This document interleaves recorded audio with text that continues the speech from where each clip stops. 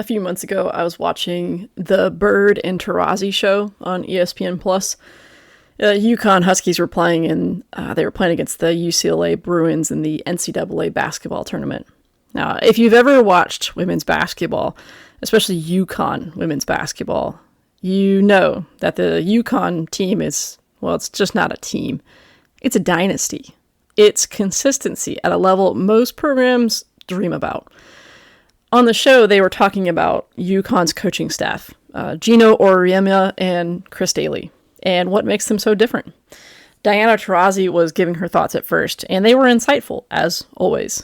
But it was what Sue Bird said that made me sit up, rewind the clip, and write it down. She said, "The ability to not get complacent, the ability to not get bored, the ability to act like every year, every game is the most and meaningful thing. That is a skill that I don't know if anyone else has been able to duplicate." That line hit me pretty hard because that's what separates the great from the good, the elite from the excellent, the legacy from the highlight reel. You see, we love to talk about talent.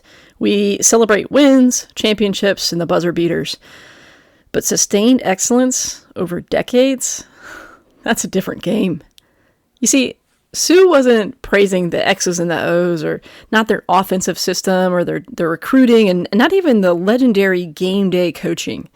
She was talking about a mentality, the refusal to get bored with doing things right, the discipline to treat every game like it's the first and only game, the ability to live in the grind without resenting it. That is a rare, rare skill. And here's what most people don't get. The highest level of greatness isn't fueled by excitement. It's fueled by repetition. We all assume the hardest part is the climb, but sometimes the hardest part is staying on top.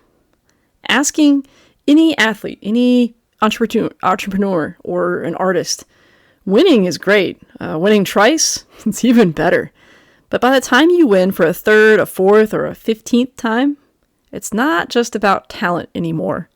It becomes about focus. It becomes about your ability to not get bored with doing the same things that made you great in the first place. And boredom is deceptive. It doesn't look like failure. It looks like comfort. It shows up as, well, I don't need to do the little things today, or we've done this before, or I already know how to win. And that, my friends, is where the slide begins.